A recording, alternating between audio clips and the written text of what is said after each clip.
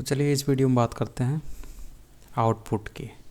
तो C plus plus में output कैसे करते हैं, कैसे निकालते हैं, यानी कि स्क्रीन पर कोई टेक्स्ट को कैसे प्रिंट करते हैं या फिर किसी वैल्यू को स्क्रीन पर कैसे आउटपुट करते हैं।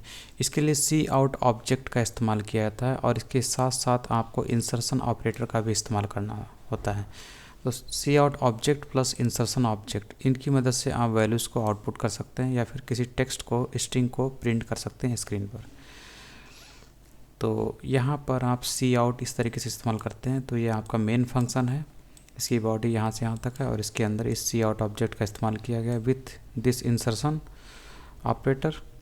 और उसके बाद आप यहाँ पर स्ट्रिंग दे रहे हैं, तो इसी वैल्यू को यानी इस टेक्स्ट को वो ये सी आउट ऑब्जेक्ट जो है विथ इंसर्शन प्रिंट करता है स्क्रीन के ऊपर, जैसे कि यहाँ पे आपको दिख रहा है।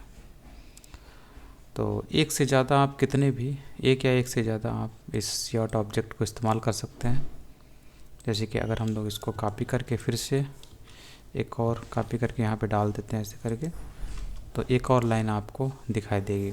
इसमें बस एक दिक्कत होती है कि ये न्यू लाइन पे इसका कर्सर जंप नहीं होता, मतलब इस सी आउट की वजह से जो आपका टेक्स्ट लिखा हुआ है वो इसके बाद ही इसको लिख दिया गया है।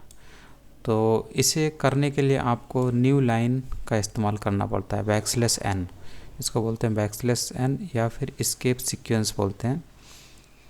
तो उसका इस्तेमाल यहाँ पे करना होता है। कुछ इस तरीके से आपको यहाँ पर अगर आप लिखेंगे \n, तो इससे क्या होगा, इसके बाद कर्सर आपका इसकी मदद से नेक्स्ट लाइन पे जंप कर जाएगा और नेक्स्ट लाइन से इस चीज़ को प्रिंट करेगा, जैसे कि यहाँ पर है इस तरीके से। तो ये होता है सी आउट। सी आउट का काम आपको समझ में आ गया होगा। और उसके बाद ये जो आपका लिखा हुआ है, ये तो आपका सेमी कॉलन ये लिखना ही पड़ता है, स्टेटमेंट टर्मिनेट करता है ये। उसके बाद अगर नेक्स्ट लाइन में देखें, तो नेक्स्ट लाइन में नेक्स्ट टॉपिक में न्यू लाइंस की ही बात किया है। जो कमी सी आउट में है उसको ये दूर करने की कोशिश कर रहा है न्यू लाइन को ऐड करके। तो इसी के बारे में इसको बताया जा रहा है कि ये क्या काम करता है। ये लाइन ब्रेक करने का काम करता है। क्रिएट है, तो यहाँ पे जैसे इस्तेमाल किया गया डबल, तो दो लाइन का गैप देने के लिए इस्तेमाल किया जाएगा।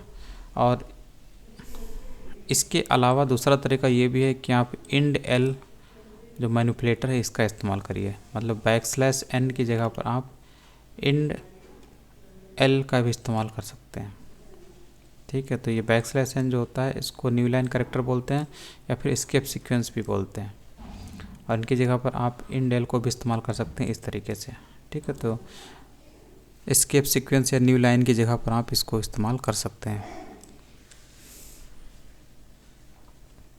कुछ इस तरीके से। तो इसलिए नई लाइन यहाँ पर इसने ऐड कर दी। और इसके अलावा कुछ दूसरे भी एस्केप सीक्वेंस होते हैं, जैसे \t है, ये हॉरिजॉन्टल टैब होता है, क्रिएट करने के लिए स्पेस क्रिएट करता है। और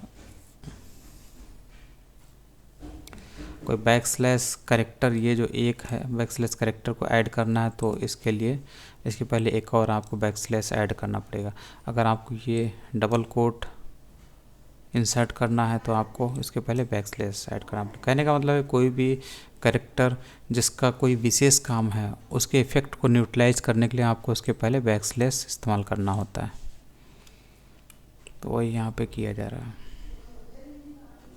जैसे इसी को अगर हम लोग देखें, तो अगर आप सिंपली एक इस्तेमाल करते हैं, अगर इसको एक लाइन हटा दीजिए, तो एक अगर आप इस्तेमाल करेंगे तो ये चीज़ अपनी डिफिनीशन के रूप से यहाँ पर एरर जनरेट कर देती है। तो इसके इफ़ेक्ट को न्यूट्रलाइज करने के लिए आपको इसके पहले एक \, का इस्तेमाल करना पड़ेगा।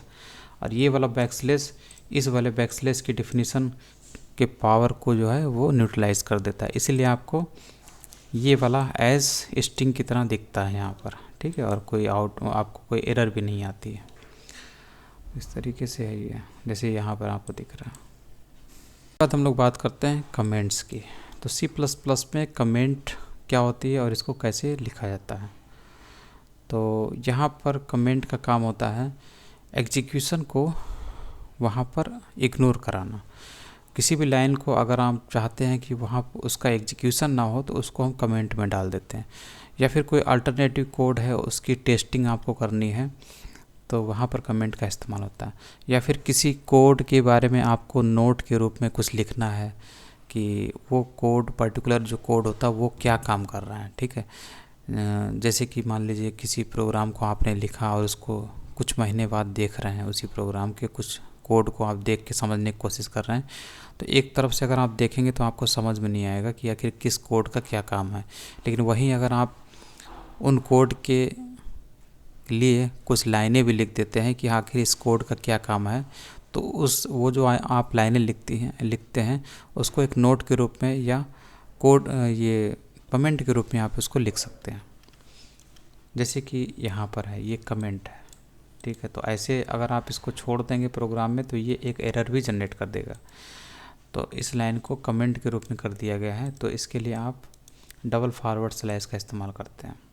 अब मल्टी लाइन कमेंट्स कुछ इस तरीके से, जैसे सिंगल लाइन कमेंट्स था उसमें डबल फॉरवर्ड स्लैश था, उसी तरीके से मल्टी लाइन में आप फॉरवर्ड स्लैश स्टार और स्टार फॉरवर्ड स्लैश के बीच में आप मल्टी लाइन कमेंट्स लिखते हैं।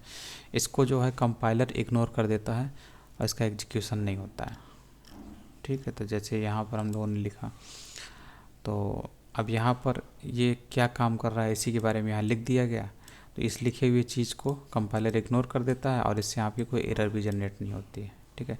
वहीं अगर आप यहाँ पर चाहें तो यहाँ पे भी डबल लाइन लिख सकते हैं। इससे क्या होगा, ये वाला कोड इग्नोर कर दिया गया कंपाइलर के जरिए, इसका एग्जीक्यूशन ही नहीं होगा। तो किसी भी कोड के एग्जीक्यूशन को रोकने के लिए हम लोग कमेंट का इस्तेमाल कर सकते हैं, या फिर नोट टाइप में लिख सकते हैं कि इस कोड का क्या काम था, क्या काम है, तो यहाँ पर नोट की तरह इस्तेमाल किया गया, लिखा गया है। तो बहुत सारे तरीक़ों से हम लोग कमेंट का इस्तेमाल कर सकते हैं। मल्टी लाइन कमेंट्स इस तरीके से लिखे जाते हैं। मल्टी लाइन का मतलब अगर एक लाइन से ज़्यादा लंबा आपका जो कमेंट है वो है तो आप इसको मल्टी लाइन में लिखिए। तो मल्टी लाइन के लिए forward slash star forward slash के बीच में आपको इस तरीके से कमेंट लिखना होता है।